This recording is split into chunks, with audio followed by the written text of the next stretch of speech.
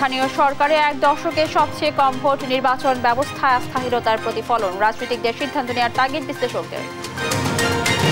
জাতির পিতার নামে নির্মিত মুজিব কিল্লা প্রকল্পেও দুর্নীতির অভিযোগ, কাজ বেশি দেখে মোটা অর্থ লোপাট, সুষ্ঠু তদন্তের তাগিদ টিআইবি। টুঙ্গিপাড়ায় আমার বাড়ি আমার খামার প্রকল্পের সদস্যদের সঙ্গে মতবিনিময়, সমবায়ের ধারণা সারা দেশে ছড়িয়ে দেওয়ার আহ্বান প্রধানমন্ত্রীর। বিএনপি আন্দোলনের নামে আবারও বিশৃঙ্খলার চেষ্টা করছে, দাবি ওবায়দুল কাদেরের। দেশের স্বাধীনতা কাঁটাতারে ঝুলছে, অভিযোগ গয়েশ্বরের।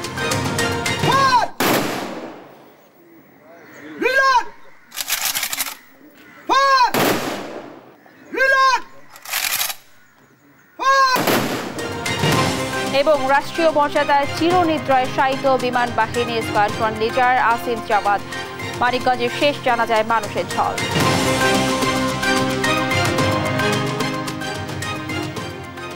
সংবাদ যাতে দেখছিলেন এই কেস টিমটি সংবাদ শিরোনাম, সঙ্গে আছে আমি রাবি ইসলাম স্নেহা।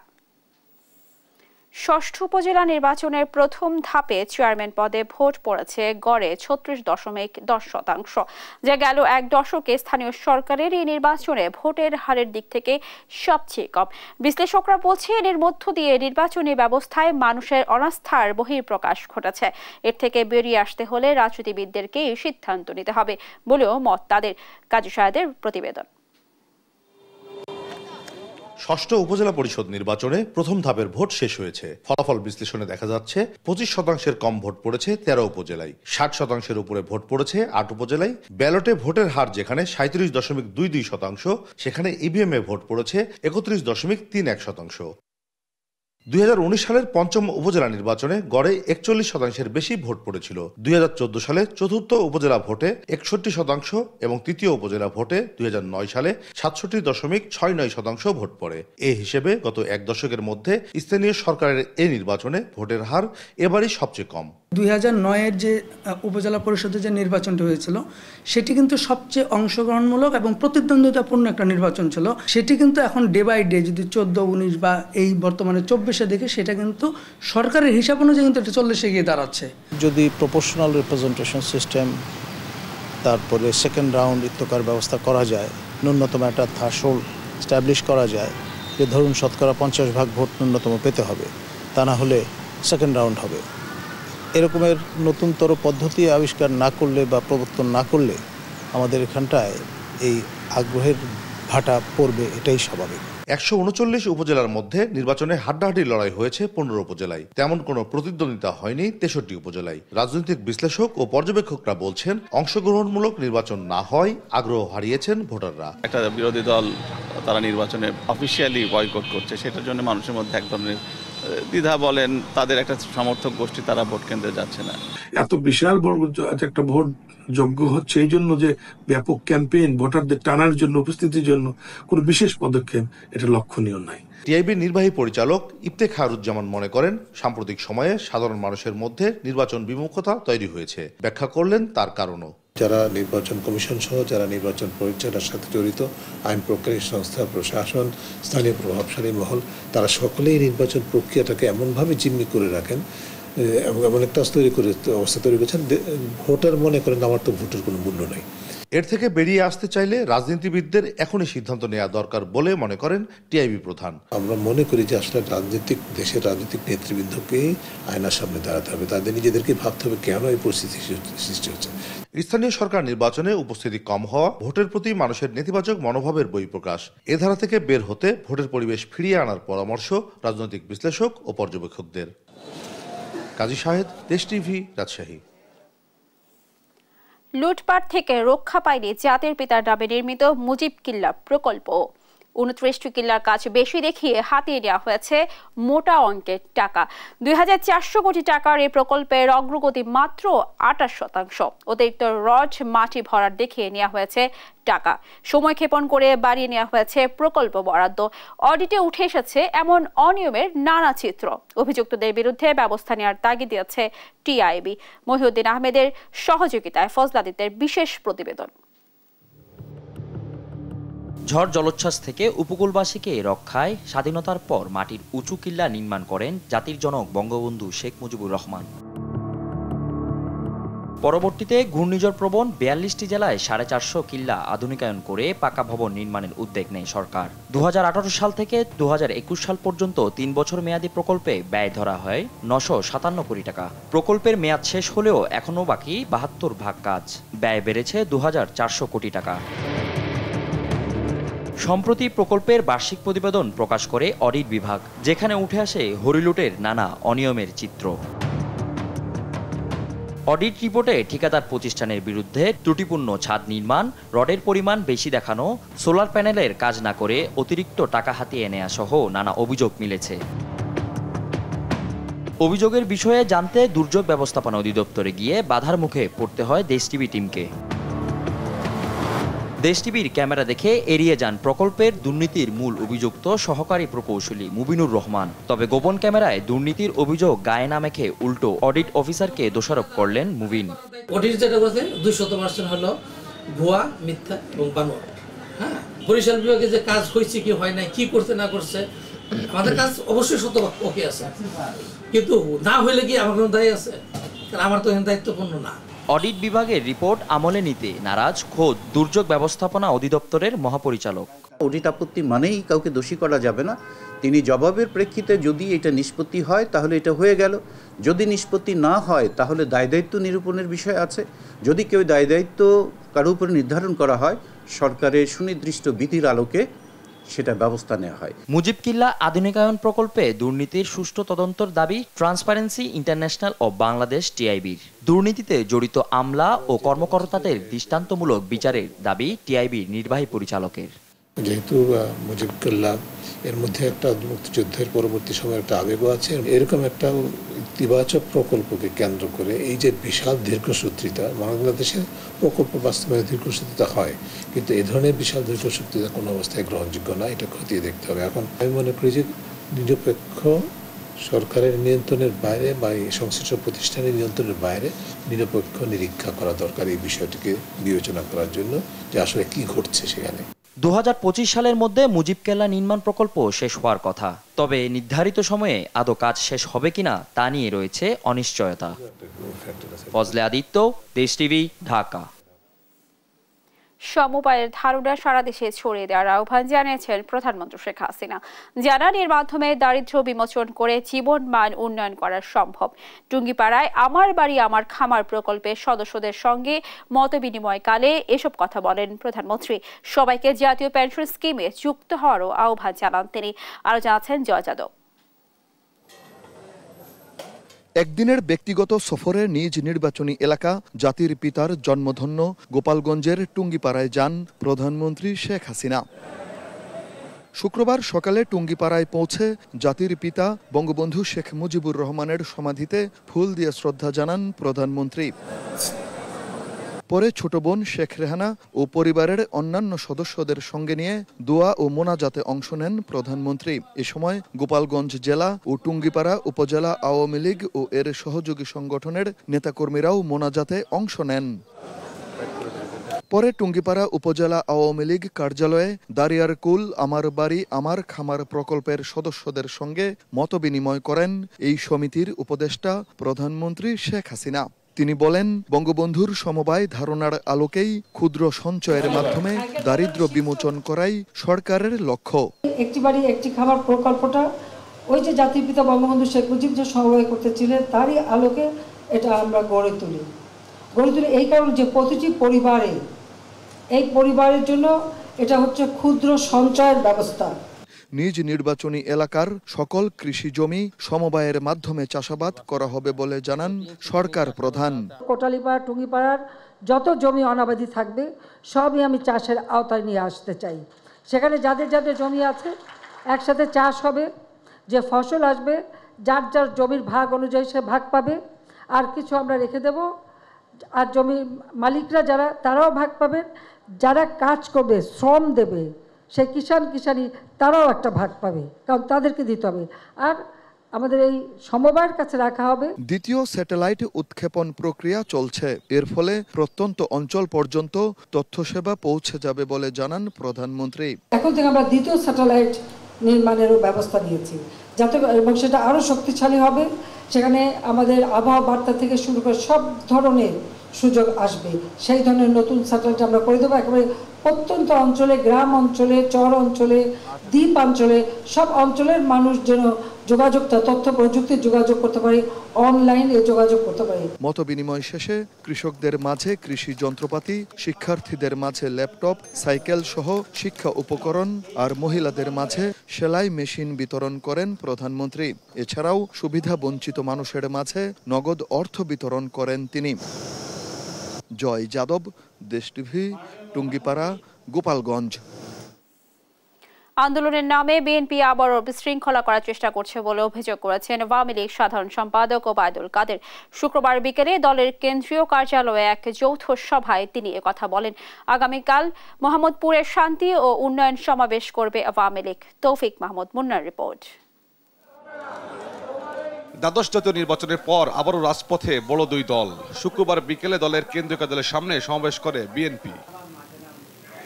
একই দিন বিকেলে 23 বঙ্গবন্ধু এভিনিউতে দলের কেন্দ্রীয় কার্যালয়ে যৌথ সভা ডাকে ক্ষমতাসীন আওয়ামী লীগ। ঢাকা মহানগর জেলা আওয়ামী লীগ সহ দলের সহযোগী ও অঙ্গ সংগঠনের সভাপতি সাধারণ সম্পাদক এই সভায় অংশ নেন। যৌথ সভায় সভাপতিত্ব করেন দলের সাধারণ সম্পাদক ওবায়দুল কাদের। নির্বাচন ঠেকাতে ব্যর্থতা। সবার শুরুতে কথা বলেন আওয়ামী লীগ সাধারণ সম্পাদক, জানান দেশের মানুষের জানমাল নিরাপত্তার জন্য মাঠে থাকবে আওয়ামী লীগ, করবে শান্তি সমাবেশ। বিএনপি কাছে গোটা রাজধানীকে আমরা যদি তাদের উপর ছেড়ে দিই তাহলে জনগণের জানমাল সুরক্ষা সমস্যা হতে পারে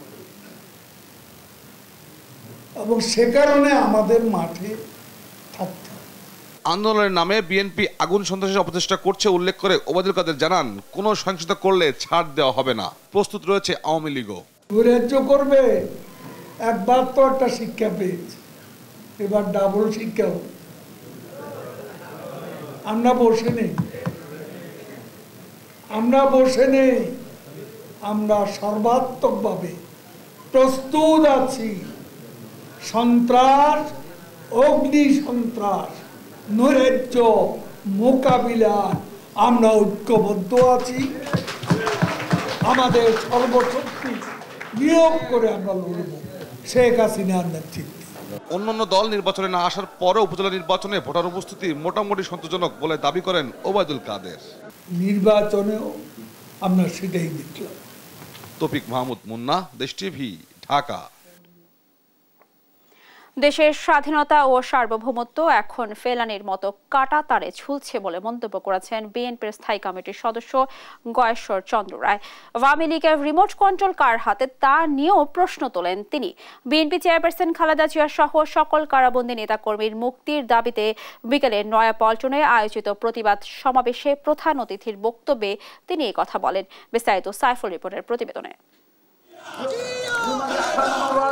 বিএনপি চেয়ারপারসন খালেদা জিয়া সহ সব রাজবন্দীর মুক্তির দাবিতে নয়াপল্টনে দলের কেন্দ্রীয় কার্যালয়ের সামনে মিছিল ও সমাবেশের আয়োজন করে ঢাকা মহানগর দক্ষিণ বিএনপি। মিছিল পূর্ব সমাবেশে বিএনপি ও এর সহযোগী অঙ্গ সংগঠনের নেতারা সংহতি জানিয়ে রাখা বক্তব্যে দাবি করেন, দেশের মানুষের মৌলিক চাহিদা পূরণে ব্যর্থ হয়েছে সরকার। আজকে বাংলাদেশের যে গভীর সংকটের ভিতরে, বাংলাদেশের যে অর্থনৈতিক সংকটের মুখে বাংলাদেশ উপনীত হয়েছে, এই সব কিছুর মূলে রয়েছে আওয়ামী অবৈধ ফ্যাসিস্ট হাসিনা সরকার।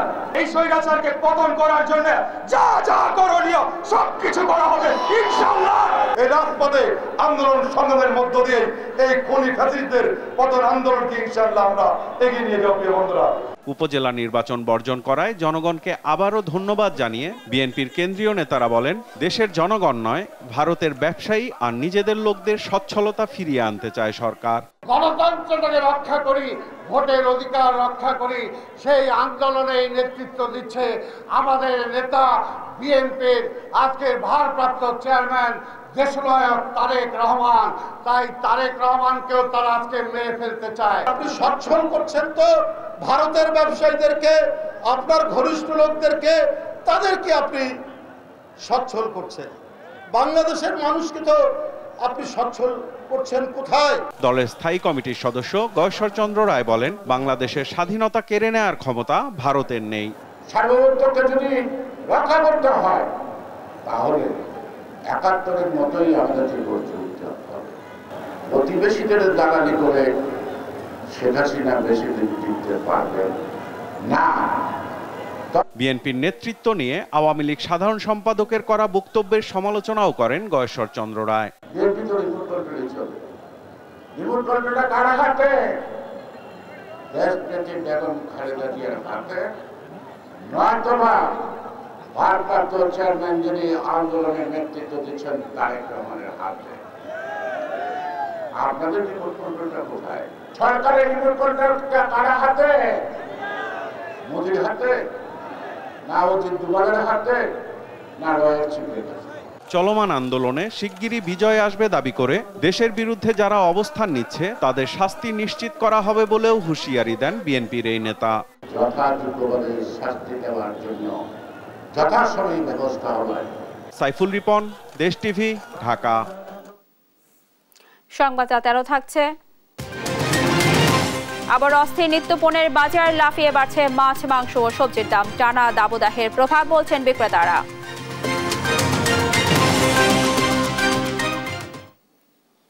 রাষ্ট্রীয় মর্যাদায় মানিকগঞ্জের নিজ গ্রামে চিরনিদ্রায় শায়িত হলেন বিমান বাহিনীর স্কোয়াড্রন লিডার আসিম জাওয়াদ।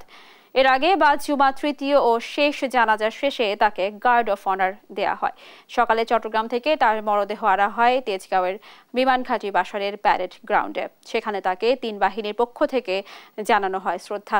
সন্তানের জন্য সবার কাছে দোয়া চান জাওয়াদের বাবা নিয়াজ মোর্শেদ ও আব্দুল আলিমকে সঙ্গে নিয়ে আরো জানাচ্ছেন মাহমুদ হাসান।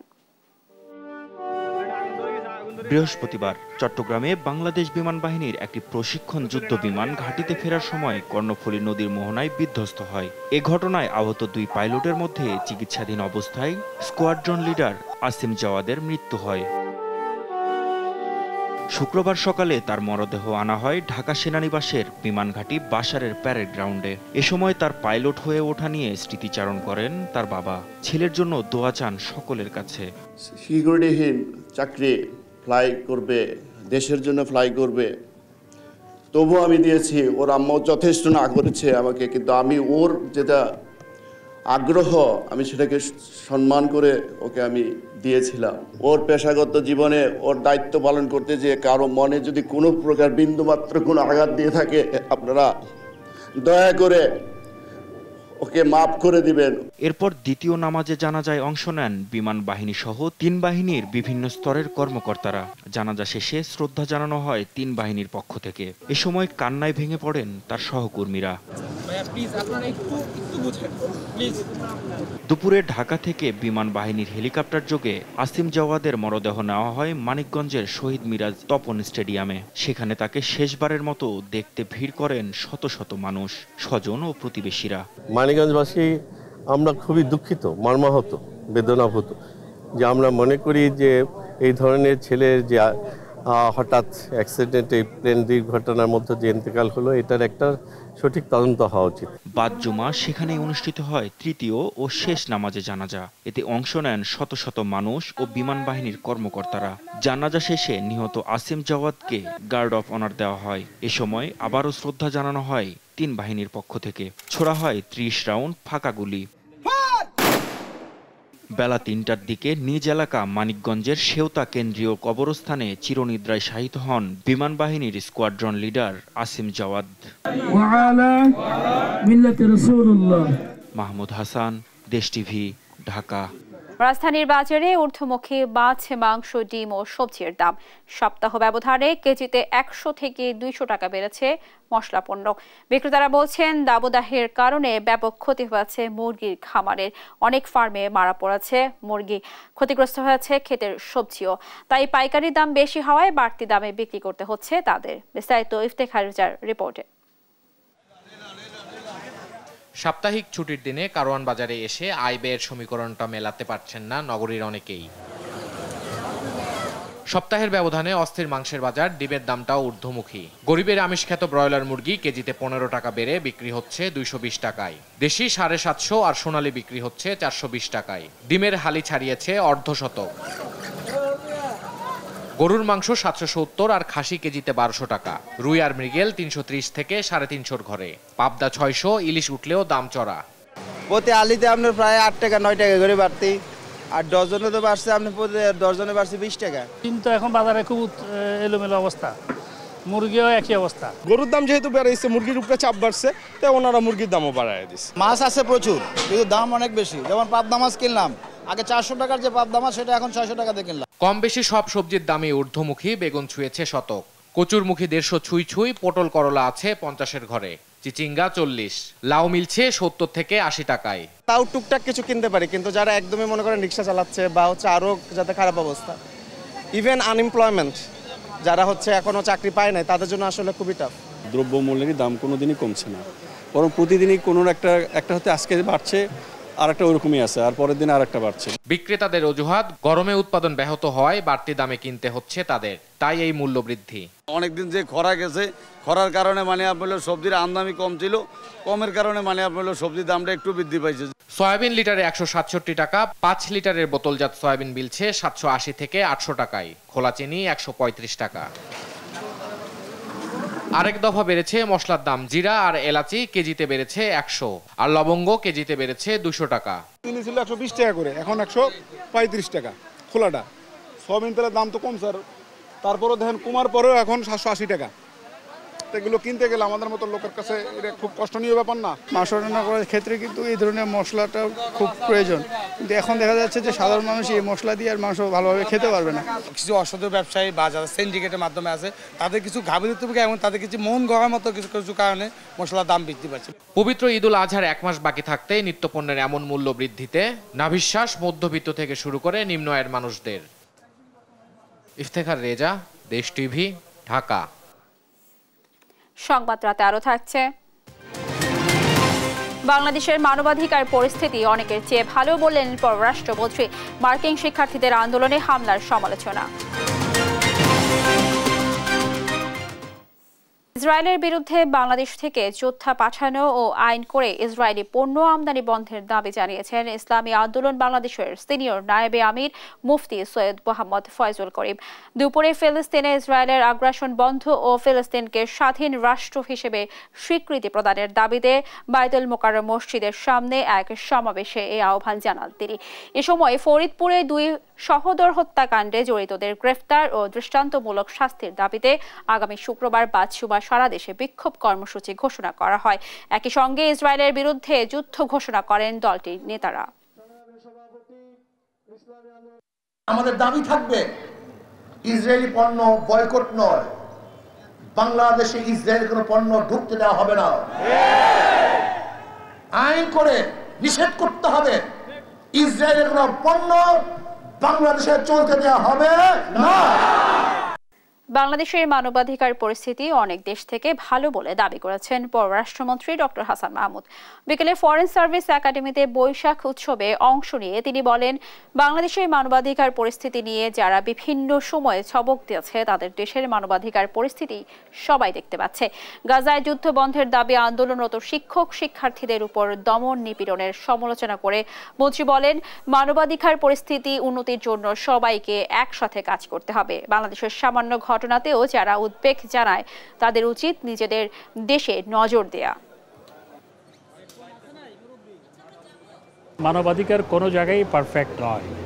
আমাদের দেশে অনেক দেশের তুলনায় মানবাধিকার অনেক ভালো। আমাদের দেশে ছাত্ররা বিক্ষোভ করলে যেভাবে অন্যান্য দেশে এখন দমন করা হচ্ছে, আমাদের দেশে সেভাবে দমন করা হয়নি অতীতে। বাংলাদেশের পরবর্তী মার্কিন রাষ্ট্রদূত হিসেবে ভেইড স্লেচার মেলকে মনোনীত করেছেন মার্কিন প্রেসিডেন্ট জো বাইডেন। তিনি বর্তমানে বেইজিংয়ে মার্কিন দূতাবাসের ডেপুটি চিফ অফ মিশনের দায়িত্ব পালন করছেন। বর্তমান রাষ্ট্রদূত পিটার হাসের স্থলাভিষিক্ত হবেন ভেইড স্লেচার মেলি। সিনেটের শুনানিতে মিলি যোগ্য প্রমাণ হলেই মনোনয়ন চূড়ান্ত করে তাকে রাষ্ট্রদূত করে ঢাকায় পাঠানো হবে। যুক্তরাষ্ট্রের নিষেধাজ্ঞার নীতি ও বাস্তবায়ন বিভাগের পরিচালক ছিলেন তিনি। 1992 সালে ফরেন সার্ভিসে যোগ দেন তিনি। এরপর ওয়াশিংটনের ফরেন সার্ভিস ইনস্টিটিউটের লিডারশিপ অ্যান্ড ম্যানেজমেন্ট স্কুলের সহযোগী ডিন, ঢাকায় মার্কিন দূতাবাসের ডেপুটি চিফ অফ মিশন সহ বিভিন্ন গুরুত্বপূর্ণ পদে দায়িত্ব পালন করেছেন মিলি। বাংলাদেশ বিশ্বে অসাম্প্রদায়িকতার অন্যতম উদাহরণ বলে মন্তব্য করেছেন স্বাস্থ্যমন্ত্রী ডাক্তার সামন্তলাল সেন। শুক্রবার সকালে ঢাকেশ্বরী জাতীয় মন্দিরে মহানগর সর্বজনীন পূজা কমিটির দ্বিবার্ষিক সম্মেলনে কথা বলেন তিনি। অনুষ্ঠানে বিশেষ অতিথি হিসেবে ছিলেন ঢাকা ৭ আসনের সংসদ সদস্য সোলাইমান সেলিম ও ডিএমপি কমিশনার হাবিবুর রহমান। এ সময় ছুটির দিনগুলোতে বিনামূল্যে চিকিৎসা সেবা দিতে কমিটির সদস্যদের প্রতি আহ্বানও জানান স্বাস্থ্যমন্ত্রী। এই বাংলাদেশ সেই বাংলাদেশ যে বাংলাদেশে যখন ঈদ হয় তখন আমরা হিন্দুরা সনাতন ধর্মীরা আমরা হসপিটালে কাজ করি, বিভিন্ন জায়গায় কাজ করি, এবং যখন পূজা হয় মুসলমান ভাইরা তখন কাজ করে। তো এইরকম সম্প্রীতির দেশ বাংলাদেশে আর ছাড়া আর কোথাও আছে বলে আমার জানে না। এখানে রোগীর গরিব বিনামূল্যে যারা গরিব শ্রেণীর লোক যাদের ব্যবস্থা করেন, আমি এখানে স্পেশালিস্ট পাঠানোর ব্যবস্থা করব। সংবাদ রাতের শিরোনামগুলো জানিয়ে দিচ্ছি আরো একবার।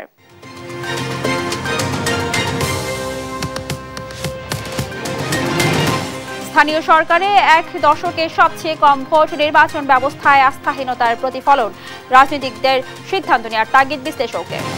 জাতির পিতার নামে নির্মিত মুজিব কিল্লা প্রকল্পেও দুর্নীতির অভিযোগ, কাজ বেশি দেখিয়ে মোটা অর্থ লুটপাট, সুস্থ তদন্তের তাগিদ টিআইবির। টুঙ্গিপাড়ায় আমার বাড়ি আমার খামার প্রকল্পের সদস্যদের সঙ্গে মতবিনিময়, সমবায়ের ধারণা সারা দেশে ছড়িয়ে দেওয়ার আহ্বান প্রধানমন্ত্রীর। বিএনপি আন্দোলনের নামে আবারও বিশৃঙ্খলার চেষ্টা করছে, দাবি ওবায়দুল কাদেরের। দেশের স্বাধীনতা কাঁটাতারে ঝুলছে, অভিযোগ কয়েশ্বরের।